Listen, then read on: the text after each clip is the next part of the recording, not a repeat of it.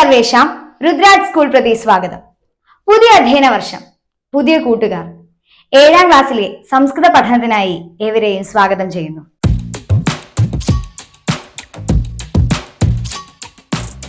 നമ്മളെല്ലാവരും വളരെ ആകാംക്ഷയോടുകൂടി കണ്ട ഒരു സിനിമയാണ് മഞ്ഞുമൽ ബോയ്സ്. സുഭാഷ് എന്ന ചെറുപ്പക്കാരനെ രക്ഷിക്കുന്നതിന് വേണ്ടി അവന്റെ കൂട്ടുകാർ നടത്തിയ പരിശ്രമത്തിന്റെയും വിജയത്തിന്റെയും കഥയാണ് നമ്മൾ ഇവിടെ കണ്ടത്. സൗഹൃദം എന്ന ശക്തി കൊണ്ടാണ് ഇവിടെ ആ കൂട്ടുകാർ അവന്റെ ജീവിതത്തിലേക്ക് തിരിച്ചു കൊണ്ടുവരുന്നത്. സൗഹൃദം നമ്മളെല്ലാവരും കേട്ടിട്ടുണ്ട് അല്ലെ? സൗഹൃദം നമുക്ക് എല്ലാവർക്കും ഉണ്ട് കൂട്ടുകാര്. അപ്പോ മനുഷ്യന് ഉള്ള ഗുണങ്ങളിൽ ഏറ്റവും പ്രധാനപ്പെട്ട ഒരു ഗുണമാണ് സൗഹൃദം. മനുഷ്യൻ എന്ന് പറയുന്നത് ഒരുപാട് ഗുണങ്ങളുടെ ഒരു പ്രതിരൂപമാണ്. അപ്പൊ മനുഷ്യന്റെ ആ ഗുണങ്ങളെ പറ്റി പറയുന്ന ഒരു പാഠഭാഗമാണ് നമുക്ക് 7ാം ക്ലാസ്സിൽ ആദ്യമായിട്ട് ചർച്ച ചെയ്യുന്നത്. മനുഷ്യത്വം അഥവാ മാനവികത. അസ്മാകം പാഠപുസ്തകേ പ്രഥമ ഏകകസ്യ നാമ മാനവികത. തത്ര ആമുഖമസ്തി പശ്യാമ. സ്നേഹഃ, നീതിബോധഃ, സമത്വം, സഹവർത്തിത്വം ഇത്യാദീനി മൂല്യാനി മാനവജീവനെ അപേക്ഷിതാനി ഭവന്തി. സ്നേഹം എന്താ? സ്നേഹം എന്ന് നമുക്ക് എല്ലാവർക്കും അറിയാം, പരസ്പരമുള്ള സ്നേഹം. നീതിബോധഃ, നമുക്ക് തെറ്റേത് ശരി ഏത് എന്ന് തിരിച്ചറിയാനുള്ള ആ ഒരു വിവേകത്തെയാണ് നമ്മൾ നീതിബോധ എന്ന് പറയുന്നത്. സമത്വം, ഐക്യഭാവന, എല്ലാവരും ഒന്നാണെന്നുള്ള ആ ഒരു സമഭാവന. സഹവർത്തിത്വം, അതായത് സഹകരണത്തോടു കൂടിയുള്ള ജീവിക്കാനുള്ള ആ ഒരു കഴിവ്. ഇത്യാദീനി മൂല്യാനി, ഈ മൂല്യങ്ങളൊക്കെ തന്നെ മാനവജീവനെ, നമ്മൾ മനുഷ്യരുടെ ജീവിതത്തില് അപേക്ഷിതാനി ഭവന്തി, ഒരിക്കലും ഒഴിച്ചുകൂടാനാവാത്ത കാര്യങ്ങളാണ്. ഇതൊക്കെ ഉണ്ടെങ്കിലേ നമുക്ക് നന്നായിട്ട് നല്ല രീതിയിലുള്ള ഒരു ജീവിതം മുന്നോട്ട് കൊണ്ടുപോകാൻ പറ്റുള്ളൂ. ഏതാദൃശാനി മൂല്യാനി ന കേവലം മനുഷ്യേഷു അപിതു സർവേഷു ജീവിഷു ദ്രഷ്ടും ശക്നുമഃ. ഈ ഗുണങ്ങളൊക്കെ തന്നെ, ഈ മൂല്യങ്ങളൊക്കെ തന്നെ മനുഷ്യരിൽ മാത്രമല്ല മറ്റ് ജീവികളിലും നമുക്ക് കാണാൻ സാധിക്കും. നമ്മുടെ ചുറ്റുപാട് നോക്കുന്ന സമയത്ത് പക്ഷികളും മൃഗങ്ങളും മറ്റ് ജീവജാലങ്ങളും ഒക്കെ വളരെ സഹകരണത്തോടുകൂടി പരസ്പരം ആശ്രയിച്ചുകൊണ്ട് സ്നേഹത്തോടു കൂടി തന്നെയാണ് ജീവിച്ചു പോകുന്നത്. ഈദൃശാന മൂല്യാന പ്രാധാന്യദ്യോതകാഹ അനേകേ സന്ദർഭാഹ സംസ്കൃത സാഹിത്യേ സന്തി. ഇത്തരത്തിലുള്ള മൂല്യങ്ങളെ തുറന്നു കാണിക്കുന്ന ഒരുപാട് സന്ദർഭങ്ങൾ നമ്മുടെ സംസ്കൃതത്തിലെ കാവ്യങ്ങളിലും പുരാണങ്ങളിലും ഒക്കെ നമുക്ക് കാണാൻ സാധിക്കുന്നുണ്ട്. ഏകകേസ്മിൻ മൈത്രീ വിഷയിക കവിത, സഹകരണ മനോഭാവ സൂചകം സംഭാഷണം, സോദര സ്നേഹ ദ്യോതകഃ കാവ്യാംശശ്ച അന്തർഭവതി. എന്താ പറയുന്നത്? ഈ ഏകകത്തില് മൈത്രീ വിഷയിക കവിത, സൗഹൃദത്തെ, മിത്രം എന്ന് പറഞ്ഞാൽ കൂട്ടുകാരൻ, സുഹൃത്ത് എന്നാണ് അർത്ഥം. അപ്പൊ മൈത്രി എന്ന് പറഞ്ഞാൽ സൗഹൃദം എന്നാണ്. സൗഹൃദത്തെ കുറിച്ച് പറയുന്ന ഒരു കവിത, സഹകരണ മനോഭാവ സൂചകം, നമ്മളെ പരസ്പരം സഹകരിച്ചുകൊണ്ട് പോവേണ്ടതിന്റെ ആവശ്യകതയെ കുറിച്ചൊക്കെ പറയുന്ന ഒരു സംഭാഷണ ഭാഗം, സോദര സ്നേഹ ദ്യോതകഃ കാവ്യാംശഃ, സഹോദര സ്നേഹത്തെ കുറിച്ച് പറയുന്ന ഒരു കാവ്യഭാഗം കൂടിയാണ് നമുക്കിതിൽ ഉൾപ്പെടുത്തിയിട്ടുള്ളത്. ഇതാണ് നമുക്ക് പഠിക്കാനുള്ളത്. അസ്മാകം പ്രഥമ പാഠസ്യ നാമ വിശ്വം ജയാമ. വിശ്വം നാമ ലോകഃ, ലോകം, ഈ ലോകം തന്നെ, നമുക്ക് ഈ ലോകത്തെ ജയിക്കാം. ജയാമ, നമുക്ക് ജയിക്കാം എന്നാണ് ഇവിടെ പറയുന്നത്. പാഠത്തിന്റെ തുടക്കത്തിൽ നമുക്ക് 4 ബോക്സുകൾ കൊടുത്തിട്ടുണ്ട്. അതിനകത്ത് സ്നേഹഃ, കോപഃ, അസൂയ, വാത്സല്യം. ഇത് 4 പദങ്ങളും കേൾക്കുമ്പോൾ തന്നെ നിങ്ങൾക്ക് അർത്ഥം മനസ്സിലായിട്ടുണ്ടാവും. ഇവിടെ നമ്മൾ ചെയ്യേണ്ടത് ഗുണം ചിഹ്നേന അവഗുണം ചിഹ്നേന ച സൂചയതു. എന്താ ചെയ്യേണ്ടത്? ഈ തന്നിരിക്കുന്നതിൽ നല്ല ഗുണത്തെ, നല്ല ശീലത്തെ നമ്മൾ ഗുണം ചിഹ്നം കൊണ്ടും ശരി എന്ന ചിഹ്നം കൊണ്ടും, അവഗുണം ചിഹ്നേന അതായത് തെറ്റായ ശീലത്തെ, തെറ്റായ ഗുണത്തെ നമ്മൾ തെറ്റ് എന്നുള്ള ചിഹ്നം കൊണ്ടും സൂചിപ്പിക്കാനാണ് നമ്മളോട് പറയുന്നത്. അതിന് താഴെ ആമുഖമാണ്. നോക്കാം. മനുഷ്യ ജീവനെ അസ്മാഭിഹി ആർജനീയാഹ ബഹവോ ഗുണാഹ സന്തി. മനുഷ്യ ജീവിതത്തില്, നമ്മുടെ ജീവിതത്തിൽ നമ്മൾ കൈവരിക്കേണ്ടതായിട്ടുള്ള, നമ്മൾ ആർജിക്കേണ്ടതായിട്ടുള്ള, നേടിയെടുക്കേണ്ടതായിട്ടുള്ള ഒരുപാട് ഗുണങ്ങളുണ്ട് നമ്മുടെ ജീവിതത്തിൽ. നമ്മൾ മനുഷ്യന് എന്ന രീതിയിൽ നമ്മൾ കുറെ കാര്യങ്ങൾ നമുക്ക് നേടിയെടുക്കേണ്ടതായിട്ടുണ്ട്. തേഷു ഗുണേഷു, ആ ഗുണങ്ങളിൽ ദയാ, സ്നേഹ, ക്ഷമ, ധീരത, മൈത്രി, നീതിബോധ ഇത്യാദയ പ്രമുഖാഹ ഭവന്തി. ആ ഗുണങ്ങളിൽ, മനുഷ്യൻ നേടിയെടുക്കേണ്ടതായിട്ടുള്ള ഗുണങ്ങളിൽ തന്നെ കുറച്ച് പ്രധാനപ്പെട്ട കാര്യങ്ങളെയാണ് നമ്മളിവിടെ പറയുന്നത്. ദയാ എന്താണ്? കരുണ, മറ്റുള്ളവരോടുള്ള ആ ഒരു കരുണപൂർവമായ പെരുമാറ്റം. സ്നേഹ, സ്നേഹം തന്നെ. ക്ഷമ, ഏതൊരു സാഹചര്യത്തിലും അല്ലെങ്കിൽ ഏതൊരാളോടും ക്ഷമിക്കാനുള്ള ഒരു കഴിവ് നമ്മൾ ഉണ്ടാക്കിയെടുക്കണം. അടുത്തതാണ് ധീരത. എന്താണ് ധീരത? ധൈര്യം. ധൈര്യത്തോടു കൂടി എന്തൊരു കാര്യവും ചെയ്യാനും പറയാനും നമ്മുടെ ഉള്ളിൽ ഉണ്ടാവേണ്ട ഒരു കാര്യമാണ് ധൈര്യം എന്നുള്ള ഗുണം. അടുത്തത് മൈത്രി. മിത്രം കൂട്ടുകാരനാണ്. അപ്പൊ മിത്രത്തോടു കൂടി ഇരിക്കാനുള്ള, അതായത് സ്നേഹത്തോടു കൂടി സൗഹാർദ്ദത്തോടു കൂടി ഇരിക്കുന്ന ഭാവത്തെയാണ് നമ്മൾ മൈത്രി എന്ന് പറയുന്നത്. സൗഹൃദം തന്നെയാണ് മൈത്രി. നീതിബോധ എന്ന് പറഞ്ഞാല് വിവേകപൂർണമായ പെരുമാറ്റം. നമ്മൾക്ക് ഒരു കാര്യം നമ്മുടെ മുന്നിലേക്ക് വരുമ്പോൾ അല്ലെങ്കിൽ ഒരു സംഭവം വരുമ്പോൾ അതിന്റെ ശരി ഏത് തെറ്റേത് എന്ന് മനസ്സിലാക്കി അതിൽ ശരിയായ കാര്യത്തെ ഉൾക്കൊണ്ട് മുന്നോട്ട് പോകാനുള്ള ആ ഒരു കഴിവിനെ, ആ വിവേകപൂർണമായ തീരുമാനങ്ങൾ എടുക്കാനുള്ള ആ ഒരു കഴിവിനെയാണ് നമ്മൾ നീതിബോധ എന്ന പദം കൊണ്ട് സൂചിപ്പിക്കുന്നത്. ഇവയൊക്കെയാണ് നമ്മുടെ മനുഷ്യ ജീവിതത്തിൽ നമ്മൾ നേടിയെടുക്കേണ്ടതായിട്ടുള്ള ഗുണങ്ങളിൽ പ്രധാനപ്പെട്ടത്. ദയാ, സ്നേഹ, ക്ഷമ, ധീരത, മൈത്രി, നീതിബോധ. ഇമേ ഗുണാഹ മാനവം സംസ്കുർവന്തി. ഈ ഗുണങ്ങളൊക്കെ എന്താണ് ചെയ്യുന്നത്? മനുഷ്യനെ സംസ്കരിക്കുന്നു. മനുഷ്യനെ സംസ്കരിക്കുന്നു എന്ന് പറഞ്ഞാൽ മനുഷ്യനെ നല്ല മനുഷ്യനായിട്ട്, നല്ലൊരാളായിട്ട് മാറ്റാൻ ഈ ഗുണങ്ങൾ സഹായിക്കുന്നു. ഈ ഗുണങ്ങളൊക്കെയുള്ള മനുഷ്യൻ എന്തായി മാറുന്നു? നല്ല മനുഷ്യനായിട്ട് സമൂഹത്തിൽ ജീവിക്കാൻ അയാൾക്ക് സാധിക്കുന്നു. തദായേവ മാനവഃ വസുധൈവ കുടുംബകം ഇതി ഭാവനാമാപ്നോതി. തദായേവ അപ്പോഴാണ്, ഈ ഗുണങ്ങളെയൊക്കെ ഉൾക്കൊണ്ട് നല്ലൊരു മനുഷ്യനായിട്ട് ഈ സമൂഹത്തിൽ ജീവിക്കുമ്പോൾ അപ്പോഴാണ് മാനവഃ, മാനവഃ നാമ മനുഷ്യഃ, വസുധൈവ കുടുംബകം, വസുധ ഏവ കുടുംബകം. വസുധ എന്ന് പറഞ്ഞാൽ ഭൂമി. ഭൂമി തന്നെയാണ് കുടുംബം. ഈ ഭൂമി തന്നെ, ഈ ലോകം തന്നെ എനിക്ക് കുടുംബമാണ്, എൻ്റെ വീടാണ് എന്നുള്ള ആ ഒരു ചിന്ത, ആ ഒരു ഭാവന മനുഷ്യന്റെ ഉള്ളിലേക്ക് വരുന്നത്. മനുഷ്യന്റെ ഉള്ളിലേക്ക് ആ ഒരു ചിന്ത വരുമ്പോഴാണ് അവന് ഈ സമൂഹത്തിൽ നല്ലൊരു മനുഷ്യനായിട്ട് ജീവിക്കാൻ സാധിക്കുക. അപ്പൊ ഇവിടെ നമ്മൾ പറയുന്നതാണ് ലോകമേ തറവാട്. ഈ ലോകം തന്നെ, ഈ ചുറ്റും കാണുന്ന ലോകം തന്നെ എനിക്ക് എൻ്റെ വീട് പോലെയാണ് എന്നുള്ള ആശയമാണ് വസുധൈവ കുടുംബകം എന്ന വാക്യത്തിലൂടെ നമ്മൾ ഉൾക്കൊള്ളുന്നത്. ഇനി നമുക്കിതില് വിശ്വം ജയാമ എന്ന ഈ പാഠഭാഗത്തിലെ ഒരു കവിതയാണ് പഠിക്കാനുള്ളത്. മൈത്രി വിഷയിക കവിത എന്ന് നമ്മൾ പറഞ്ഞു. നോക്കാം. വിശ്വമഖിലം ജേതുമജിരാത് മിത്രകാണിയതാമഹൈ വിശ്വസോദര ഭാവനാം ഹൃദി ശാശ്വതം കലയാമരേ. ശാന്തിരസ്തു സദാസ്തു സുഹൃദോ നീതിബോധോ ജീവനേ. സത്യധർമ്മ സമത്വ സഹിത സന്തു സഹജാ സർവദാ. മിത്രഭാവനയാസ്തു സതതം അത്ര മിത്രകജീവനം. ശത്രുതാ കണികാപി മാസ്തു ദൃഢാസ്തു സംഹതി ഭാവന. ഹീനചിന്താം വർജയന്തോ ജ്ഞാനഭാരുമുപാസ്മഹേ.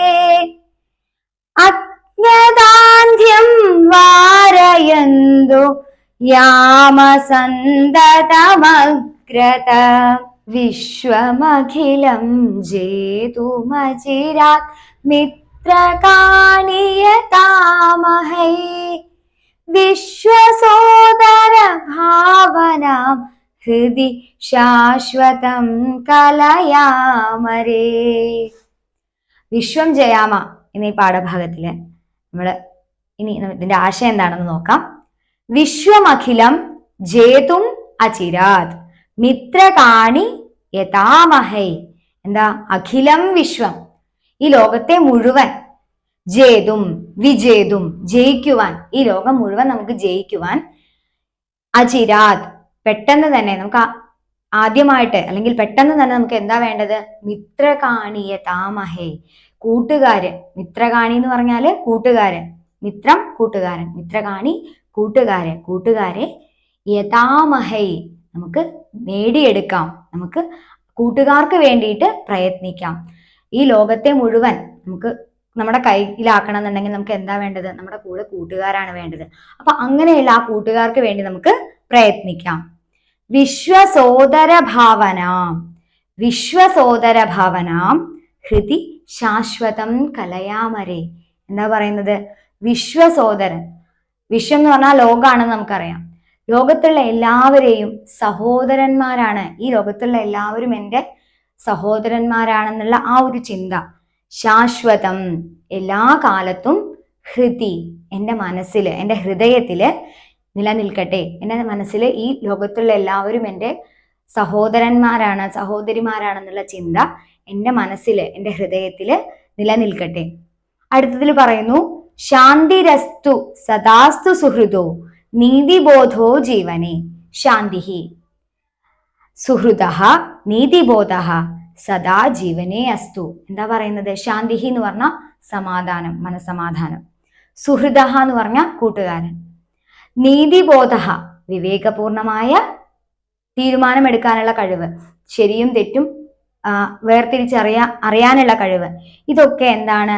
സദാ ജീവനേ അസ്തു, എപ്പോഴും നമ്മുടെ ജീവിതത്തിൽ ഉണ്ടാവട്ടെ. നമ്മുടെ ജീവിതത്തിൽ ഇതൊക്കെ ഉൾക്കൊണ്ടുകൊണ്ട് ജീവിക്കാൻ നമുക്ക് സാധിക്കട്ടെ. ശാന്തി, മനസമാധാനം, ശാന്തിപൂർണമായ ജീവിതം. സുഹൃദഃ കൂട്ടുകാര്, നല്ല കൂട്ടുകാര്. നീതിബോധഃ വിവേകപൂർണമായ പെരുമാറ്റം അല്ലെങ്കിൽ അങ്ങനെയുള്ള തീരുമാനങ്ങൾ എടുക്കാനുള്ള ആ ഒരു കഴിവ്. ഇതൊക്കെ സദാ അസ്മാകം ജീവനേ അസ്തു, ഇതൊക്കെ എന്നും നമ്മുടെ ജീവിതത്തിൽ ഉണ്ടാവട്ടെ. പിന്നീട് പറയുന്നു, സത്യധർമ്മ സമത്വ സഹിതാഹ സന്തു സഹജാ സർവദ. സത്യം, സത്യം പറയുക. നമ്മൾ ചെറുപ്പം തൊട്ടേ കേൾക്കുന്നതാണ്, സത്യം മാത്രമേ പറയാൻ പാടുള്ളൂ, നുണ പറയരുത് എന്നൊക്കെ. അപ്പൊ സത്യം, സത്യം മാത്രം പറയുക. ധർമ്മഹ എന്ന് പറഞ്ഞാൽ നമ്മുടെ കടമകള്, കർത്തവ്യങ്ങള്. നമ്മൾ ഓരോ മനുഷ്യനും ചെയ്യേണ്ടതായിട്ടുള്ള കുറെ കാര്യങ്ങളുണ്ട് അല്ലെ.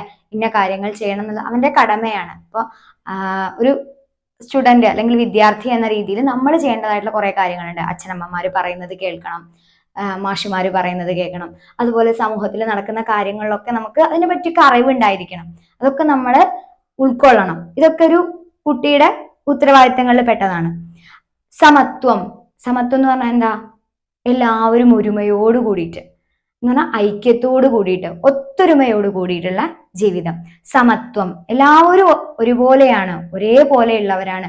വലിയവരെന്നോ ചെറിയവരെന്നോ വ്യത്യാസമില്ല, പഠിക്കുന്നവരെ പഠിക്കാത്തവരെന്നില്ല. ഇങ്ങനെയാണ്, എല്ലാവരും ഒരുപോലെയാണ്, സമമായിട്ടാണ്, സമം, തുല്യരാണ് എന്നുള്ള ആ ഒരു ചിന്ത. ഇതൊക്കെ എങ്ങനെയാണ് ഉണ്ടാവണം? ഇതൊക്കെ ഉണ്ടായിട്ട് സത്യവും ധർമ്മവും സമത്വവും ഒക്കെ ഉൾക്കൊണ്ടിട്ട് നമ്മൾ എങ്ങനെയാണ് ജീവിക്കേണ്ടത്? സഹജാഹ സന്തു. ഈ ഗുണങ്ങളൊക്കെ നമ്മുടെ സഹോദരന്മാരിലും ഉണ്ടാവട്ടെ. ഈ ഗുണങ്ങളൊക്കെ ചേർന്നിട്ടുള്ള സഹോദരന്മാരുടെ ഒരു സമൂഹം തന്നെ സൃഷ്ടിക്കാൻ നമുക്ക് സാധിക്കട്ടെ. സഹജാഹ, സഹജാഹ എന്ന് പറഞ്ഞ ആരാണ്? സഹോദരന്മാര്, ഒരുമിച്ച് ജനിച്ചവര്, സഹോദരന്മാര്. നമ്മൾ സഹോദരന്മാരെ പോലെ, നമ്മൾ കൂട്ടുകാരാണെങ്കിലും നമ്മൾ എങ്ങനെയാണ്? ഒരു സഹോദരന്മാരെ പോലെ അങ്ങോട്ടും ഇങ്ങോട്ടും എല്ലാ കാര്യങ്ങളും ഉൾക്കൊണ്ടുകൊണ്ടുള്ള ഒരു ജീവിതമാവണം നമുക്ക് വേണ്ടത് എന്നാണ് ഇവിടെ പറയുന്നത്. അടുത്ത സ്റ്റാൻസയിൽ പറയുന്നു, മിത്രഭാവനയാസ്തു സതതം അത്ര മിത്രക ജീവനം. ഇവിടെ മിത്രക എന്ന് വിളിക്കുന്നത് എന്താണ്? കൂട്ടുകാരാ, പ്രിയപ്പെട്ട മിത്ര, മിത്രത്തിനെ വിളിക്കുകയാണ്. എന്നിട്ട് എന്താ പറയുന്നത്? മിത്രഭാവനയാ സതതം ജീവനമസ്തു. മിത്രഭാവന, ആ സ്നേഹത്തോട് കൂടിയിട്ടുള്ള, സുഹൃത്തെന്ന ഭാവത്തോട്, സൗഹാർദ്ദത്തോടു കൂടിയുള്ള ആ ഭാവനയോട് കൂടിയിട്ട് അത്ര, അത്ര എന്ന് പറഞ്ഞാൽ നമ്മൾ പഠിച്ചിട്ടുണ്ട് ഇവിടെ അല്ലെ. അത്ര ജീവനം അസ്തു. ഇവിടെ എപ്പോഴും എങ്ങനെയാണ്? നമ്മളെല്ലാവരും ഒരു കൂട്ടുകാരാണ്, നമ്മളെല്ലാവരും സൗഹാർദ്ദത്തോടു കൂടി ജീവിക്കുന്നു എന്നുള്ള ആ ഒരു ഭാവന, ആ ഒരു ചിന്ത നമ്മുടെ മനസ്സിൽ എല്ലായ്പ്പോഴും ഉണ്ടായിക്കൊണ്ടാണ് നമ്മുടെ ജീവിതം നമ്മൾ മുന്നോട്ട് കൊണ്ടുപോവേണ്ടത് എന്നാണ് പറയുന്നത്. ശത്രുതാ കണികാപി മാസ്തു. ശത്രുത, മിത്രം എന്ന് പറഞ്ഞാൽ കൂട്ടുകാരൻ, അതിന്റെ ഓപ്പോസിറ്റ് ആണ് ശത്രു. മിത്രം ശത്രു. അപ്പൊ മിത്രത എന്ന് പറഞ്ഞ സൗഹാർദ്ദം. അങ്ങനെയാണെങ്കിൽ ശത്രുത എന്ന് പറഞ്ഞ എന്താണ്? ദേഷ്യം, ശത്രുവിനോടുള്ള ഭാവം. ആ ശത്രുവിനോടുള്ള ആ ഒരു ഭാവത്തെ അതിന്റെ ഒരു കണിക പോലും ഇല്ലാതെ, ശത്രുത കണികാപി മാസ്തു, ശത്രുതയുടെ ഒരു കണിക പോലും, ഒരു തുള്ളി പോലും ഇല്ലാതെ, മാസ്തു ഇല്ലാതെ, ദൃഢാസ്തു സംഹതി ഭാവന. സംഹതി ഭാവന ദൃഢാസ്തു. സംഹതി ഭാവന എന്ന് പറഞ്ഞാല് സഹകരണത്തോടുകൂടി, ഐക്യത്തോടുകൂടി, ഒത്തൊരുമയോടുകൂടി കൂടിച്ചേർന്ന് ജീവിക്കാനുള്ള നമ്മുടെ ആ ഒരു മനസ്സ്, നമ്മുടെ ആ ഒരു ഒത്തൊരുമ എല്ലായ്പ്പോഴും ഏതൊരു പ്രതിസന്ധിയിലും ഏതൊരു സാഹചര്യത്തിലും നമ്മളെല്ലാവരും, നമ്മൾ കൂട്ടുകാരെല്ലാവരും ഒത്തൊരുമിച്ച് ഒന്നിച്ചു ചേർന്ന് നല്ല സ്ട്രോങ് ആയിട്ട് നിൽക്കണം എന്ന് പറയില്ലേ, നിങ്ങളെല്ലാവരും കട്ടയ്ക്ക് കൂടെ നിൽക്കണം എന്നൊക്കെ പറയില്ലേ, അതുപോലെയാണ് ഇവിടെ പറയുന്നത്. ആ ഒരു ഐക്യഭാവന ദൃഢമായിരിക്കട്ടെ, എപ്പോഴും നല്ല സ്ട്രോങ് ആയിട്ട് ഇരിക്കട്ടെ എന്നാണ് ഇവിടെ പറയുന്നത്. അപ്പോ കൂട്ടുകാരുടെ ഇടയിൽ ശത്രുത വന്നു കഴിഞ്ഞാൽ ഈ ഐക്യം ഉണ്ടായിരിക്കുമോ? ഇല്ല. അപ്പൊ ആ ശത്രുതയുടെ കണിക ഇല്ലാതെ, ശത്രുതയുടെ ഒരു തുള്ളി പോലും, ഒരു അംശം പോലും ഇല്ലാതെ കൂട്ടുകാരെല്ലാവരും ഐക്യത്തോടുകൂടി, ഒത്തൊരുമയോടുകൂടി ദൃഢമായിട്ട്, സ്ട്രോങ് ആയിട്ട് ഇവിടെ നിൽക്കട്ടെ, ജീവിച്ചു മുന്നേറട്ടെ. അടുത്ത വരിയിൽ പറയുന്നു ഹീനചിന്താം വർജയന്തു. ഹീനചിന്താം വർജയന്തു. ഹീനചിന്ത എന്ന് പറഞ്ഞാൽ ചീത്തതായിട്ടുള്ള ചിന്തകള്. നല്ല ചിന്തകളും ചീത്ത ചിന്തകളും ഉണ്ട് അല്ലെ. അതില് ചീത്ത ചിന്തകളെ വർജയന്തു, ഒഴിവാക്കിയിട്ട് ജ്ഞാനഭാനുമുപാസ്മഹേ. ജ്ഞാനം എന്ന് പറഞ്ഞാൽ എന്താ? വിജ്ഞാനം, അറിവ് അല്ലെ. ജ്ഞാനം എന്ന് പറഞ്ഞാൽ അറിവാണ്. ഭാനുഹു എന്ന് പറഞ്ഞാലോ സൂര്യൻ.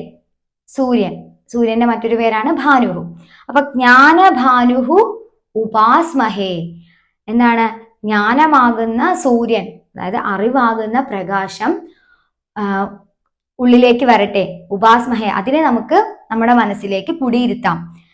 ചീത്ത ചിന്തകളെയൊക്കെ തന്നെ നമ്മുടെ മനസ്സിൽ, നമ്മൾ പഠിക്കാനൊക്കെ ഇരിക്കുന്ന സമയത്ത് നമുക്ക് വേറെ പല ചിന്തകളും മനസ്സിലേക്ക് വരുന്നുണ്ടാവും അല്ലെ. പഠിക്കേണ്ട സമയത്ത് നമ്മൾ എന്താ ചിന്തിക്കേണ്ടത്? പഠനം, എനിക്കിത് പഠിക്കണം, എനിക്കിത് നല്ല മാർക്ക് കിട്ടണം. ആ ഒരു ഉഷാറോട് കൂടി പഠിച്ചാൽ നമുക്ക് പെട്ടെന്ന് മനസ്സിലാവും. അതല്ല നമ്മൾ വേറെ എന്തെങ്കിലും കളിക്കാൻ പോകണം, അങ്ങനെ എങ്ങനെയൊക്കെ ചിന്തിച്ചിട്ട് പഠിച്ചു കഴിഞ്ഞാൽ നമുക്ക് ഉള്ളിൽ കയറില്ല.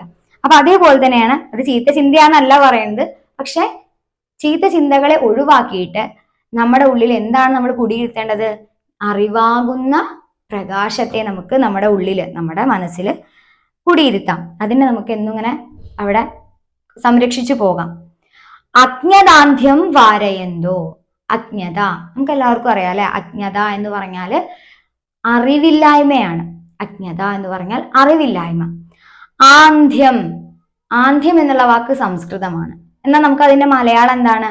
അന്ധത. കേട്ടിട്ടുണ്ട്? അന്ധന്മാര്, കണ്ണ് കാണാത്തവർ നമ്മൾ അന്ധൻ എന്ന് പറയും അല്ലെ. അപ്പം അജ്ഞതയാകുന്ന അന്ധത, അജ്ഞതയാകുന്ന ആന്ധ്യം, അറിവില്ലായ്മയാകുന്ന ആ ഇരുട്ട്. അന്ധൻ എന്ന് പറയുന്നത് എന്താ? അയാൾക്ക് പിന്നെ കണ്ണ് കാണില്ല, അപ്പൊ അയാൾക്ക് ഇരുട്ടാണ് മുഴുവൻ. അങ്ങനെയുള്ള അറിവില്ലായ്മയാകുന്ന ആ ഇരുട്ടിനെ വാരയന്തോ, നീക്കിയിട്ട്, നിവാരണം ചെയ്തിട്ട്, അതായത് നീക്കിയിട്ട് എന്ത് ചെയ്യാം? സന്തതം അഗ്രതഹയാമ. നമുക്ക് സന്തതം എല്ലായ്പ്പോഴും എന്താണ് ചെയ്യേണ്ടത്? അഗ്രതഹ, മുന്നോട്ടേക്ക് പോകാം.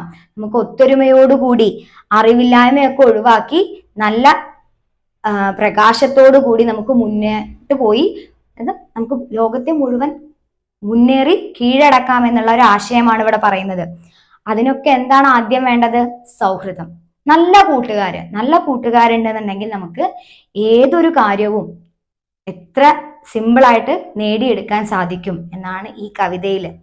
മനുഷ്യനായിട്ട് ജീവിക്കുന്ന ഏതൊരാൾക്കും വേണ്ട നല്ല ഗുണങ്ങള്, ശാന്തി, സുഹൃത്ത്, നീതിബോധം, അതുപോലെ സത്യം, ധർമ്മം, ഇതൊക്കെ ഉൾക്കൊള്ളുന്ന ഒരു മനുഷ്യൻ, അയാൾക്ക് മാത്രമാണ്, നല്ല കൂട്ടുകാരോടൊപ്പം ചേർന്ന് നിൽക്കുന്ന ആ ഒരാൾക്ക് മാത്രമാണ് ഈ ലോകത്തെ തന്നെ ജയിച്ചു മുന്നേറാൻ, ഈ ലോകത്ത് തന്നെ വിജയിയായിട്ട് വരാൻ സാധിക്കുള്ളൂ. നല്ല കൂട്ടുകെട്ടുകൾക്ക് നല്ല കാര്യങ്ങൾ ചെയ്ത് ഈ ലോകത്തിന് തന്നെ മാതൃകയാകാൻ കഴിയുകയുള്ളൂ എന്നാണ് നമ്മൾ ഈ ഒരു വിശ്വം ജയാമ എന്ന ഈ പാഠഭാഗത്തിലൂടെ മനസ്സിലാക്കുന്നത്. ഇനി നമുക്ക് അടുത്ത പേജിലായിട്ട് ഈ പാഠഭാഗത്ത് നമ്മൾ കണ്ട കുറച്ച് പദങ്ങളുടെ പദച്ഛേദം നോക്കാം. ശാന്തിരസ്തു, ശാന്തിഹി പ്ലസ് അസ്തു. ശാന്തിരസ്തു എന്നുള്ളത് എങ്ങനെയാണ്? ശാന്തിഹി പ്ലസ് അസ്തു. നമ്മൾ മുൻ വർഷങ്ങളിൽ പഠിച്ച ആ ഒരു പോലെയുള്ള പദച്ഛേദങ്ങൾ തന്നെയാണ് ഇവിടെ പറഞ്ഞിട്ടുള്ളത്. ശാന്തിഹി പ്ലസ് അസ്തു എന്നാണ് പദം മുറിക്കുമ്പോൾ. സദാസ്തു, സദാസ്തു എന്നുള്ളത് വളരെ എളുപ്പമാണ്. സദാ പ്ലസ് അസ്തു, സദാ പ്ലസ് അസ്തു. അപ്പം ഈ സദാസ്തു എന്നാവുമ്പോൾ സദാ എന്നുള്ളതും അ എന്നുള്ളതും ചേർന്നിട്ട് സദാസ്തു എന്നായി മാറുകയാണ്. താഴെ വിഗ്രഹമാണ് പറയുന്നത്. വിഗ്രഹ എന്ന ഭാഗത്ത് പറയുന്നു അജ്ഞതാന്ധ്യം, അന്ധസ്യ ഭാവഃ ആന്ധ്യം. അന്ധൻ എന്ന് പറഞ്ഞാൽ കണ്ണ് കാണാത്തയാള്, അയാളുടെ ഭാവമാണ് ആന്ധ്യം, അന്ധത. അജ്ഞതാരൂപം ആന്ധ്യം, അജ്ഞതാന്ധ്യം. അജ്ഞത അറിവില്ലായ്മയാകുന്ന അന്ധത, അതാണ് അജ്ഞതാന്ധ്യം എന്ന പദം കൊണ്ട് ഉദ്ദേശിക്കുന്നത്. അടുത്തത് ഹീനചിന്ത. നമ്മൾ പറഞ്ഞു ദുഷ്ചിന്ത, ചീത്ത ചിന്തകള്. ഹീനാചിന്ത, ഹീനചിന്ത. ചീത്തതായിട്ടുള്ള ചിന്തയാണ് ചീത്ത ചിന്ത എന്ന് പറയുന്ന പോലെ തന്നെ ഹീനാചിന്ത, ഹീനചിന്ത. അപ്പൊ ഇത്രയും വാക്കുകളാണ് വിഗ്രഹവാക്യങ്ങളിൽ പറയുന്നത്. ഇനി അതിന് ശേഷം പറയുന്നത് പഠന പ്രവർത്തനങ്ങളാണ്. കവിതയാവുന്നതുകൊണ്ട് തന്നെ ആദ്യത്തെ പഠന പ്രവർത്തനം, ഈ കവിത വളരെ മനോഹരമായി താളത്തിൽ നമ്മൾ സംഘശഃ വ്യക്തിശഃ കൂട്ടമായിട്ടും ഒറ്റയ്ക്ക് നമുക്ക് പാടി നോക്കുക. പാടുന്ന സമയത്ത് നമ്മൾ എന്തൊക്കെ ശ്രദ്ധിക്കേണ്ടത്? ഉചിത താളഹ, പാട്ടാവുമ്പോൾ അതിന് കൃത്യമായ താളം ഉണ്ടായിരിക്കണം. അക്ഷരസ്ഫുടത, നല്ല അക്ഷരശുദ്ധി ഉണ്ടായിരിക്കണം. ആശയാവബോധ, ആശയം. ഇപ്പൊ നമ്മളിത് പഠിച്ച സമയത്ത് നമ്മൾ ഇതിന്റെ ആശയം കണ്ടു. ഒരു സൗഹൃദത്തിന്റെ മൂല്യത്തെയാണ് നമ്മുടെ കാണിച്ചു തരുന്നത്. സൗഹൃദത്തിലൂടെ നമുക്ക് ലോകത്തെ തന്നെ മുന്നേറാൻ, ലോകത്ത് തന്നെ വിജയിച്ച് മുന്നേറാൻ പറ്റും എന്ന് പറയുന്നതാണ്. അപ്പൊ ആ ആശയം ഉൾക്കൊണ്ടുകൊണ്ട് തന്നെ വേണം നമ്മൾ ഈ കവിത പാടി അവതരിപ്പിക്കാൻ. ഇനി അടുത്തത് പ്രശ്നാവലി പരിശീല്യ ചർച്ചാം കൃത്വ കവിതായാഹ ടിപ്പണിയും ലിഖതു. ഈ കവിതയുടെ ഒരു ടിപ്പണി, ഒരു കുറിപ്പ് തയ്യാറാക്കാനുള്ള പ്രവർത്തനമാണ്. അതിന് നമുക്ക് കുറച്ച് ചോദ്യങ്ങൾ തന്നിട്ടുണ്ട്, പ്രശ്നാവലി തന്നിട്ടുണ്ട്. 3 ചോദ്യങ്ങളുണ്ട്, നമുക്കത് നോക്കാം. അതിന്റെ ഉത്തരം നിങ്ങൾ എഴുതുമ്പോൾ നിങ്ങൾക്ക് ഈ പാഠത്തിന്റെ ആശയം നിങ്ങൾക്ക് ലഭിക്കും. നോക്കാം. വിശ്വം ജേതും ജീവനെ കേ ഗുണാഹ അപേക്ഷിതാഹ. വിശ്വം ലോകം, ജേതും വിജയിക്കുവാൻ, ജീവനെ ജീവിതത്തില്, കേ ഗുണാഹ അപേക്ഷിതാഹ ഏതൊക്കെ ഗുണങ്ങളാണ് നമുക്ക് വേണ്ടതായിട്ടുള്ളത്, നമുക്ക് വേണ്ടത് ഏതൊക്കെയാണെന്നുള്ളതാണ് നമ്മൾ ഇവിടെ എഴുതേണ്ടത്. വിശ്വത്തെ, ലോകത്തെ ജയിക്കുവാൻ നമുക്ക് ഏതൊക്കെ ഗുണങ്ങളാണ് വേണ്ടത് എന്നാണ് അവിടെ ചോദ്യം. രണ്ടാമത്തെ ചോദ്യമാണ് വയം കീദൃശ ചിന്താം വർജയാമഹ. നമ്മള് എങ്ങനത്തെ, എത്തരത്തിലുള്ള, ഏത് തരത്തിലുള്ള ചിന്തയാണ് വർജിക്കേണ്ടത്, ഒഴിവാക്കേണ്ടത്. അടുത്തത് വയം കഥം അഗ്രതഹയാമ. വയം നമ്മൾ എങ്ങനെയാണ് മുന്നോട്ടേക്ക് പോകേണ്ടത്, നമ്മൾ എങ്ങനെയാ മുന്നോട്ടേക്ക് പോകേണ്ടത്? നമ്മൾ അവസാന വരികളിൽ പറയുന്നുണ്ട് അജ്ഞതാന്ധ്യം വാരയന്തോ യാമ സന്തതമഗ്രത. അജ്ഞതയാകുന്ന ഇരുട്ടിനെ ഇല്ലാതാക്കിക്കൊണ്ട് നമുക്ക് ഒരുമിച്ച് മുന്നോട്ടേക്ക് പോകാം എന്ന് പറയുന്നുണ്ട്. അപ്പൊ ഈ ചോദ്യങ്ങളിലൂടെ നമ്മൾ ഈ പാഠഭാഗത്തിലെ ആശയം എഴുതി എടുക്കുമ്പോൾ നമുക്ക് ഈ പാഠത്തിന്റെ ടിപ്പണി ലഭിക്കുന്നതാണ്. അടുത്ത പഠന പ്രവർത്തനം അധോദത്താനി പദാനി ഉപയുജ്യ കവിതാം പരിവർത്തയതു. എന്താ പറയുന്നത്? അധഹ ദത്താനി, താഴെ, അധഹ എന്ന് നമ്മൾ പഠിച്ചിട്ടുണ്ട് അല്ലെ, താഴെ കൊടുത്തിരിക്കുന്ന പദങ്ങൾ ഉപയോഗിച്ചിട്ട് കവിതയെ നമുക്ക് പരിവർത്തനം ചെയ്യാം. നമുക്ക് കവിതയെ മാറ്റി എഴുതാനാണ് പറയുന്നത്. ബ്രാക്കറ്റില് 3 വാക്കുകൾ കൊടുത്തിട്ടുണ്ട്. സ്നേഹബന്ധഃ, കീർത്തിഹി, സർവധ. നമുക്ക് സ്വാഭാവികമായിട്ടും മലയാളത്തിൽ നമ്മൾ ഉപയോഗിക്കുന്ന പദങ്ങൾ തന്നെയാണ്. സ്നേഹബന്ധഃ എന്ന് പറഞ്ഞാല് സ്നേഹത്തോടു കൂടിയിട്ടുള്ള ബന്ധം. കീർത്തിഹി എന്ന് പറഞ്ഞാല് പ്രശസ്തിഹി. സർവധ എന്ന് പറഞ്ഞാല് എല്ലാ തരത്തിലും എന്നുള്ള അർത്ഥമാണ്. അപ്പൊ താഴെ നമുക്ക് നമ്മുടെ കവിതയിലെ രണ്ടാമത്തെ സ്റ്റാൻസ കൊടുത്തിട്ടുണ്ട്. ഏതാണ്? ശാന്തിരസ്തു സദാസ്തു സുഹൃദോ നീതിബോധോ ജീവനെ സത്യധർമ്മ സമത്വ സഹിതാഹ സന്തു സഹജ സർവദാ. ഇതില് നിങ്ങൾ വായിക്കുന്ന സമയത്ത് ശാന്തിഹി എന്ന പദത്തിന്റെ താഴെ, അതുപോലെ നീതിബോധ എന്ന പദത്തിന്റെ താഴെ, സർവദ എന്ന പദത്തിന്റെ താഴെയൊക്കെ അടിവര ഇട്ടിട്ടുണ്ട്. അപ്പൊ ശാന്തിരസ്തു എന്നുള്ളതില് ശാന്തി എന്ന പദത്തിന് താഴെ മാത്രമാണ് വര വന്നിട്ടുള്ളത്. അതിന് താഴെ നീതിബോധോ എന്നുള്ളതിന് താഴെയുണ്ട് സർവദ. ഈ 3 പദങ്ങൾക്ക് പകരമായിട്ട് നമുക്ക് ബ്രാക്കറ്റിൽ നിന്നുള്ള പദങ്ങൾ ഉപയോഗിച്ച് ഈ കവിതയെ മാറ്റം വരുത്താം. കവിതയ്ക്ക് പരിവർത്തനം നടത്തുന്ന സമയത്ത് ആദ്യത്തെ പദമാണ് ശാന്തിരസ്തു എന്നുള്ളതിലെ ശാന്തിഹി. ശാന്തിരസ്തു എന്നുള്ളത് നമ്മൾ പദം മുറിച്ചപ്പോ കണ്ടു, ശാന്തിഹി പ്ലസ് അസ്തു എന്നാണ്. അപ്പൊ അതിലെ ശാന്തിഹി എന്ന പദത്തിന് അതേപോലെ അവിടേക്ക് സ്യൂട്ടബിൾ ആയിട്ട് വരുന്ന ഒരു വാക്ക് കീർത്തിഹി എന്നുള്ളതാണ്. കീർത്തിഹി പ്രശസ്തി എന്നുള്ള അർത്ഥത്തില്.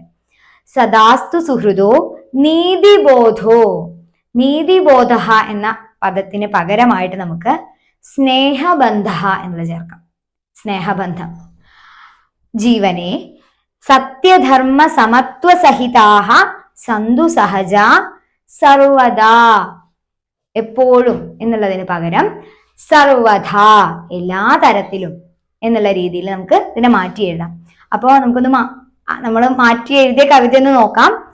കീർത്തിരസ്തു സദാസ്തു സുഹൃദോ സ്നേഹബന്ധോ ജീവനെ സത്യധർമ്മ സമത്വ സഹിത സന്തു സഹജ സർവധ. അപ്പൊ നിങ്ങളെല്ലാവരും ഈ ചോദ്യം എഴുതിയെടുത്ത് നിങ്ങൾ മാറ്റി എഴുതുന്ന കവിത കൂടി ടിപ്പണി പുസ്തകത്തിലേക്ക് എടുത്തെഴുതാം. ഇനി അടുത്ത പ്രവർത്തനം എന്താണെന്ന് വെച്ചാല്, നമ്മൾ ഇതിൽ കണ്ട കവിതയുടെ ആശയം, വിശ്വം ജയാമ എന്ന ഈ കവിതയുടെ ആശയം എന്താണ്? സൗഹൃദത്തോടു കൂടി, ആ ഒരു കൂട്ടുകാരോടൊപ്പം ചേർന്ന് ഒത്തൊരുമയോടുകൂടി നമുക്ക് എല്ലാ കാര്യങ്ങളും നേടിയെടുക്കാൻ സാധിക്കും എന്നുള്ള ഒരു ആശയമാണ് ഇതിൽ കണ്ടത്.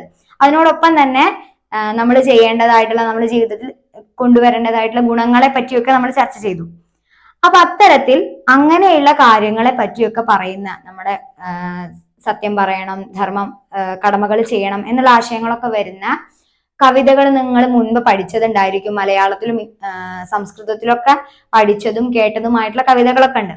അപ്പൊ അങ്ങനെയുള്ള സമാന ആശയയുക്താന, ഒരേ ആശയം, ഇതേ ആശയത്തിൽ വരുന്ന കവിതകള് സമാഹൃത്യ അവതാരയതു, അത് നമ്മൾ ശേഖരിച്ചിട്ട് അവതരിപ്പിക്കാനാണ്.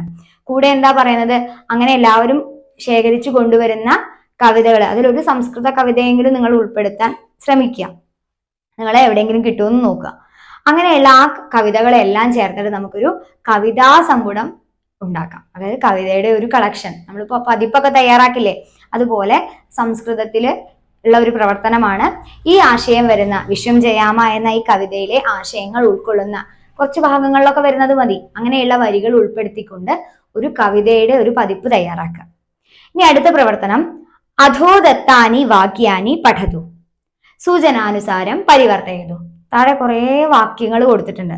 ആ വാക്യങ്ങളൊക്കെ നമ്മൾ വായിച്ച് അതില് കൊടുത്തിരിക്കുന്ന സൂചനകൾക്കനുസരിച്ച് നമ്മൾ ആ വാക്യങ്ങളെ പരിവർത്തനം ചെയ്യണം. നമ്മൾ ആ വാക്യങ്ങളെ എന്ത് ചെയ്യണം?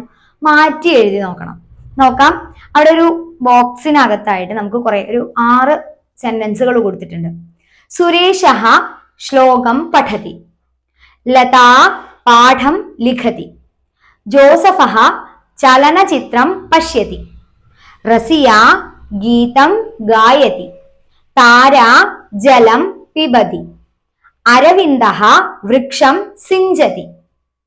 നമുക്കറിയാവുന്ന വാക്യങ്ങളൊക്കെ തന്നെയാണ്. ക്രിയാപദങ്ങളും നമുക്ക് പരിചിതമായത് തന്നെയാണ്. ഇവിടെ എന്താണ് ചെയ്യാൻ പറയുന്നത്? യഥാ, ഉദാഹരണം കൊടുത്തിട്ടുണ്ട്. സുരേഷഃ ശ്ലോകം പഠതി, അതിനെ മാറ്റി എഴുതിയിട്ടുണ്ട്. ഹേ സുരേഷ ശ്ലോകം പഠതു. സുരേഷഃ ശ്ലോകം പഠതി എന്നുള്ളത് ലട്ട് ലകാരത്തിൽ വരുന്ന ഒരു സെന്റൻസ് ആണ്. പഠതി എന്നാണ് വന്നിട്ടുള്ളത്. അപ്പോൾ ലട്ട് ലകാരമാണ്. സുരേഷ് പാഠം വായിക്കുന്നു എന്നാണ് അതിന്റെ മലയാളത്തിലുള്ള അർത്ഥം. അതിനെ മാറ്റി എഴുതിയപ്പോ എന്താണ്? ഹേ സുരേഷ, അല്ലയോ സുരേഷേ. നമ്മൾ സുരേഷിനെ വിളിക്കുകയാണ്, സംബോധന ചെയ്ത് വിളിക്കുകയാണ്. ഹേ സുരേഷ ശ്ലോകം പഠതു, ശ്ലോകം വായിക്കൂ. പഠതി എന്നുള്ള ലട്ട് ലകാര രൂപം എന്തായി മാറി? ശ്ലോകം പഠതു എന്നായി. പഠതു എന്ന് പറഞ്ഞാൽ ലോട്ട് ലകാരമാണ്, വായിക്കൂ എന്നാണ് അർത്ഥം വരുന്നത്. അപ്പോ സുരേഷ ശ്ലോകം പഠതി എന്നുള്ളത് ഹേ സുരേഷ ശ്ലോകം പഠതു എന്നായി. അങ്ങനെയാണെങ്കിൽ നമുക്ക് വേറൊരു വാക്യം എടുക്കാം. ജോസഫഹ ചലനചിത്രം പശ്യതി. ജോസഫഹ എന്നുള്ളത് എന്താണ്? പുല്ലിംഗമാണ്. സുരേഷഹ എന്നുള്ളത് എന്താണ്? പുല്ലിംഗമാണ്. അപ്പൊ അതുകൊണ്ടാണ് ഞാൻ ജോസഫഹ എന്നുള്ളത് സെലക്ട് ചെയ്യാൻ കാരണം. സുരേഷഹ ശ്ലോകം പഠതി എന്നുള്ളത് ഹേ സുരേഷ ശ്ലോകം പഠതു എന്നായി മാറിയതുപോലെ ജോസഫഹ ചലനചിത്രം പശ്യതി എന്നുള്ളത് എങ്ങനെയാവും? ഹേ ജോസഫ ചലനചിത്രം പശ്യതു, അല്ലെ? അല്ലയോ ജോസഫേ, നീ സിനിമ കാണൂ എന്നാണ് പറയുന്നത്. അപ്പോ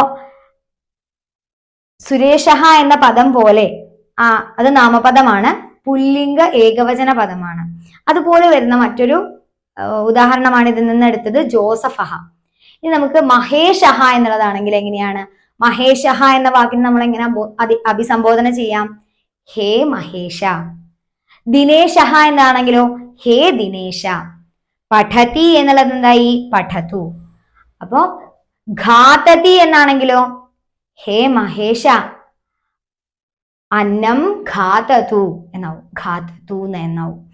അപ്പൊ അങ്ങനെ പുല്ലിംഗ പദമാവുമ്പോ എങ്ങനെയാണ് വരുന്നത് നമ്മൾ കണ്ടു. അതുപോലെ പഠതി എന്നുള്ള ലെട്ട് ലോട്ടായി മാറുന്നത് എങ്ങനെയാണെന്ന് നമ്മൾ കണ്ടു.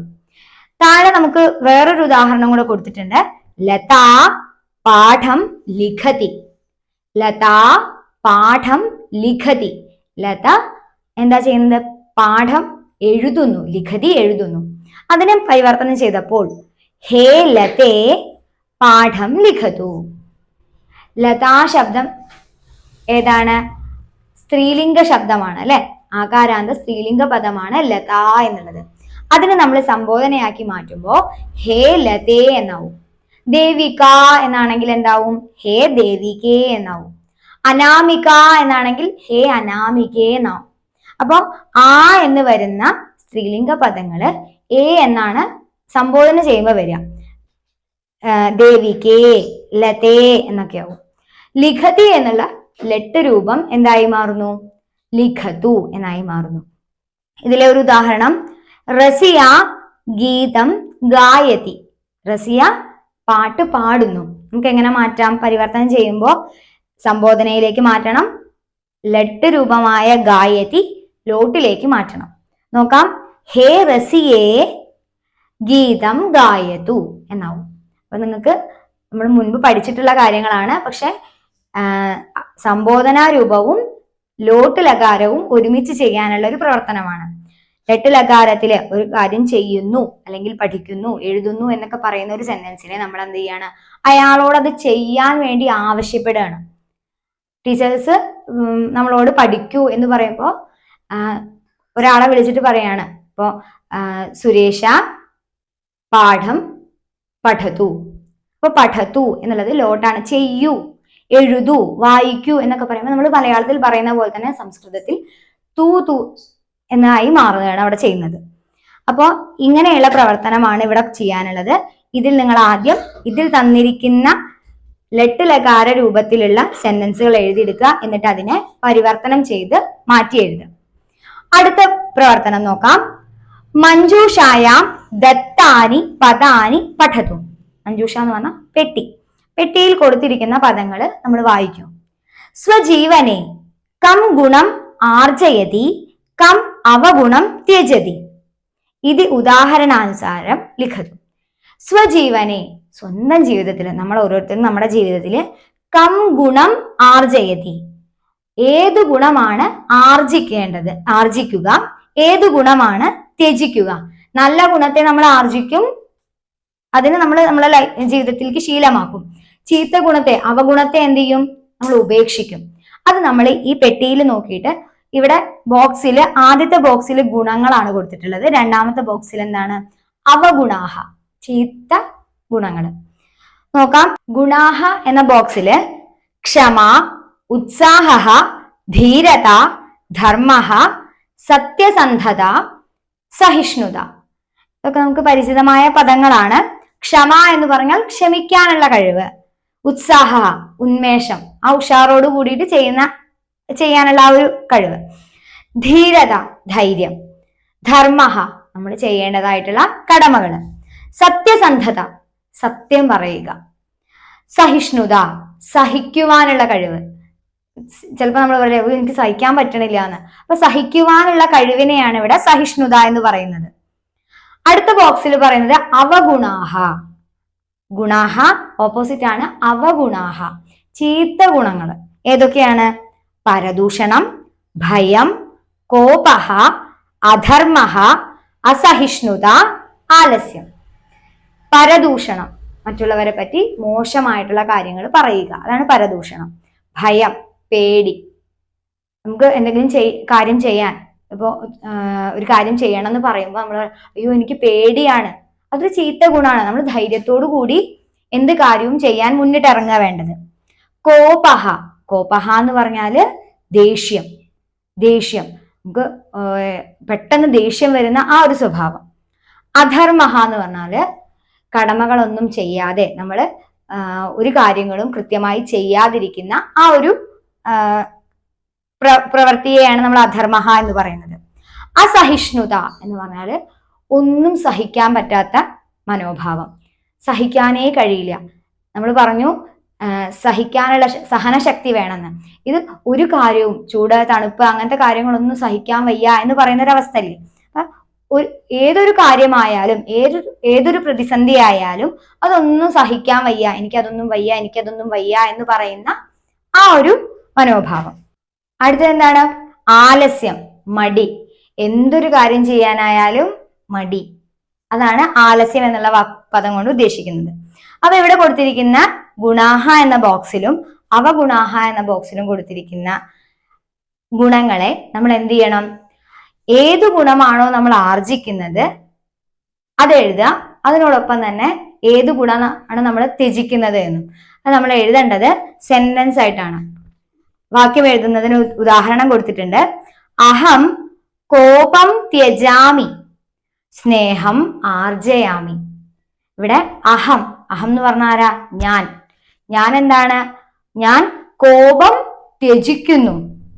എപ്പോഴും എല്ലാവരോടും ദേഷ്യപ്പെടുക എന്നുള്ള ആ ഒരു ഗുണത്തെ ആ ഒരു ചീത്ത സ്വഭാവത്തെ ഞാൻ ത്യജിക്കുന്നു. പകരം സ്നേഹം ആർജയാമി, സ്നേഹത്തെ ഞാൻ ആർജിക്കുന്നു, അതിനെ ഞാൻ നേടിയെടുക്കുകയാണ്, അതെന്റെ ജീവിതത്തിലേക്ക് കൊണ്ടുവരികയാണ്. അപ്പൊ ഇവിടെ ചോദ്യത്തിൽ നമ്മളുടെ അടുത്ത് പറഞ്ഞത് കം ഗുണം ആർജയതി, അവഗുണം ത്യജതി എന്നാണ്. ആർജയതി എന്നും ത്യജതി എന്നും. പക്ഷെ ഇവിടെ ആരുടെ കാര്യമാണ് പറയുന്നത്? അഹം, ഞാൻ എന്റെ കാര്യമാണ് പറയുന്നത്. അപ്പൊ അഹം എന്നുള്ളത് ഞാൻ എന്നാണ്. ഞാൻ ഈ ഗുണത്തെ സ്വീകരിക്കുന്നു, ഈ ഗുണത്തെ ഉപേക്ഷിക്കുന്നു. അങ്ങനെ പറയുമ്പോ അഹം എന്നുള്ള ഞാൻ എന്നുള്ള ഇത് വരുമ്പോ ത്യജതി എന്നുള്ളത് എന്താവും? ത്യജാമി എന്നാവും. ആർജയതി എന്നുള്ളത് എന്താവും? ആർജയാമി എന്നാവും. ഇവിടെ കൊടുത്തിരിക്കുന്ന ഉദാഹരണം കോപത്തെ ത്യജിച്ചിട്ട് സ്നേഹത്തെ ആർജിക്കുന്നു എന്നാണ്. മറ്റൊരു ഉദാഹരണം നോക്കാം. അഹം അസഹിഷ്ണുതാം ത്യജാമി, സഹിഷ്ണുതാം ആർജയാമി. അല്ലെ, ഞാൻ അസഹിഷ്ണുതയെ എന്ത് ചെയ്യുന്നു? ത്യജിക്കുന്നു. സഹിഷ്ണുതാം ആർജയാമി. അപ്പൊ നിങ്ങൾ ഈ രണ്ട് ബോക്സുകൾ നോക്കി ഏതു ഗുണത്തെയാണോ സ്വീകരിക്കുന്നത്, ഏതു ഗുണത്തെയാണോ ത്യജിക്കുന്നത്. അപ്പൊ ആദ്യം നമ്മൾ എഴുതേണ്ടത് ഇന്ന ഗുണത്തെ ത്യജിക്കുന്നു എന്നാണ്. അവഗുണാഹ എന്ന ബോക്സിൽ നിന്നും ഒരു ഗുണത്തെ എടുക്കുക, അതിനെ ത്യജിക്കുന്നു എന്ന് എഴുതുക. അതിനോട് ചേരുന്ന നല്ല ഗുണം ഏതാണെന്ന് വെച്ചാൽ അതെടുത്തിട്ട് ആ ഗുണത്തെ ആർജയാമി, അഹം സ്നേഹം ആർജയാമി, അഹം ധർമ്മം ആർജയാമി എന്നൊക്കെ ആക്കി നിങ്ങൾ മാറ്റി എഴുതുക. അതാണ് ഇവിടെ അവസാനത്തെ പ്രവർത്തനം. ഇനി അതിനുശേഷം വരുന്നത് അനുബന്ധ എന്ന ഭാഗമാണ്. അതിൽ നമ്മൾ ധാതുരൂപങ്ങളെ പറ്റി നമുക്ക് പറയുന്ന ഒരു ഭാഗം. അസ് ഭുവി പരസ്മൈപതി ലോട്ട്. ഇവിടെ ലട്ട് ലകാരത്തെ നമ്മൾ കണ്ടു. ഭവതി അല്ലെങ്കിൽ അസ്ഥി എന്നുള്ള ഉണ്ട്, ആകുന്നു എന്നുള്ള അർത്ഥത്തിൽ വരുന്നതാണ് ഭവതിയും അസ്ഥി എന്നുള്ളത്. അതിലെ ലോട്ടിലേക്ക് മാറ്റുമ്പോൾ അസ്ഥി എന്നുള്ളതിനെ ഉണ്ട് അല്ലെങ്കിൽ ആകുന്നു എന്നുള്ളതിനെ നമ്മൾ ലോട്ട് ലകാരത്തിലേക്ക് ആവട്ടെ എന്നുള്ള ആ ഒരു അർത്ഥം കിട്ടാൻ വേണ്ടിയിട്ട് പറയുമ്പോഴാണ് അസ്തു എന്നുള്ളത് പറയുന്നത്. അതെങ്ങനെയാണ് വരുന്നത്? പ്രഥമ പുരുഷ, മധ്യമ പുരുഷ, ഉത്തമ പുരുഷനില് 3 വചനങ്ങളിലും അതെങ്ങനെ വരുന്നു എന്നുള്ള ഒരു ബോക്സ് ആണ് അവിടെ കൊടുത്തിട്ടുള്ളത്. നോക്കാം. അസ്തു, സ്താത്, സ്താം, സന്തു. ഏധി, സ്താത്, സ്തം, സ്ത. അസാനി, അസാവ, അസാമ. ഇതാണ് അസുഭുവി പരസ്മൈപതി ലോട്ട് ലകാരത്തിലുള്ളത് രൂപങ്ങൾ. താഴെ നമുക്ക് അമരകോശ എന്ന ഭാഗം കാണാം. അമരകോശ എന്ന് പറയുന്നത് സംസ്കൃതത്തിലെ ഒരു നിഘണ്ടു തന്നെയാണ്. അത് എഴുതിയിരിക്കുന്നത് അമരസിംഹ എന്ന് പറയുന്ന ആളാണ്.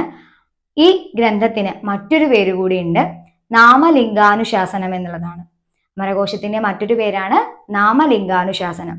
നമ്മുടെ സ്കോളർഷിപ്പ് പരീക്ഷകളിലൊക്കെ നമുക്ക് കൂടുതലും ചോദിച്ച് കണ്ടിട്ടുള്ളൊരു ചോദ്യമാണ്. ഇവിടെ നമ്മുടെ പാഠപുസ്തകത്തിലെ 1ാം പാഠത്തിലെ കവിതയിൽ നമ്മൾ കണ്ട 2 വാക്കുകളാണ് സഹജഹ, ഹൃത്ത്. ഇതിന്റെ രണ്ടിന്റെയും അമരകോശത്തിലെ വരികളാണ് നമ്മൾ ഇവർക്ക് ഇവിടെ തന്നിട്ടുള്ളത്. അമരകോശത്തിലെ വരികൾ എന്ന് പറയുമ്പോൾ ഈ പദത്തിന് തുല്യമായ അല്ലെങ്കിൽ സമമായ അർത്ഥം വരുന്ന പര്യായ പദങ്ങളെയാണ് നമ്മളിവിടെ കാണിക്കുന്നത്. സഹജഹ എന്ന് പറഞ്ഞാല് സമാനോദര്യ, സോദര്യ, സഗർഭ്യ, സഹജാഹ, സമാഹ എന്നാണ്. നോക്കാം. സഹജഹ എന്നാണ് വാക്ക്.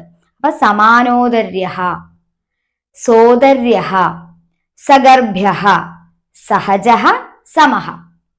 ഇതാണ് അതിന്റെ പര്യായ പദങ്ങൾ. അടുത്തത് ഹൃത്ത് എന്നാണ്.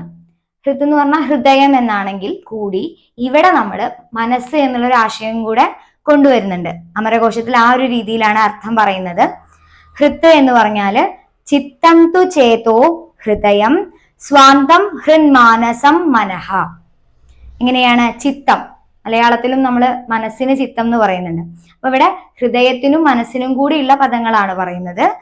ചിത്തം, ചേതഃ, ഹൃദയം, സ്വാന്തം, ഹൃത്ത്, മാനസം, മനഃ. ഇത്രയുമാണ് ഹൃത്ത് എന്ന വാക്കിന്റെ പര്യായ പദങ്ങളായിട്ട് നമുക്കിവിടെ തന്നിട്ടുള്ളത്. ഇനി അടുത്ത പേജിൽ നമുക്ക് ശബ്ദകോശ എന്നുള്ളൊരു ഭാഗമാണ് ഇവിടെ തന്നിട്ടുള്ളത്. നമ്മൾ ഈ പാഠഭാഗത്തില് കുറച്ച് പുതിയ പദങ്ങളെ പരിചയപ്പെട്ടിട്ടുണ്ട്. അങ്ങനെയുള്ള പദങ്ങളെ മാത്രം ഉൾക്കൊള്ളിച്ചുകൊണ്ട് നമുക്ക് അതിന്റെ അർത്ഥം മനസ്സിലാക്കാൻ വേണ്ടിയിട്ടുള്ള ഒരു ഭാഗമാണ്. അപ്പൊ പദം കൊടുത്തിട്ടുണ്ട്, അതിന്റെ സംസ്കൃതത്തിലുള്ള മറ്റൊരു വാക്ക്, അതായത് അതിന്റെ ഒരു പര്യായ പദം സംസ്കൃതത്തിലെ അതിനെ ആ വാക്കിനെ കുറച്ചുകൂടി സിമ്പിൾ ആയിട്ട് നമുക്ക് പറഞ്ഞു തരുന്നതാണ്. പിന്നീട് അതിന്റെ കൈരളി രൂപം, മലയാളത്തിലുള്ള അർത്ഥം, കന്നഡത്തിലും ഇംഗ്ലീഷിലും ഉള്ളത്. ഇത്തരത്തിലാണ് നമ്മുടെ പുതിയ പദങ്ങളെ നൂതന പദപരിചയ എന്നുള്ള ഭാഗം കൊടുത്തിട്ടുള്ളത്. ശബ്ദകോശ, ഡിക്ഷണറി എന്നുള്ള ഒരു അർത്ഥത്തിലാണ് കൊടുത്തിട്ടുള്ളത്. വിശ്വം ജയാമ എന്ന 1ാം പാഠം അവസാനിക്കുമ്പോൾ നമുക്ക് അവസാനമായിട്ടൊരു വാക്യമുണ്ട്. പരസ്പരം ഭാവയന്തഃ ശ്രേയഃ പരമവാപ്സ്യത. പരസ്പരം ഭാവയന്തഃ എന്താണ്? പരസ്പരം മനസ്സിലാക്കിയിട്ട്, പരസ്പര ധാരണയോട് കൂടിയിട്ട്, പരസ്പര സഹകരണത്തോട് കൂടിയിട്ട്, പരസ്പരം പ്രോത്സാഹിപ്പിച്ചുകൊണ്ട്.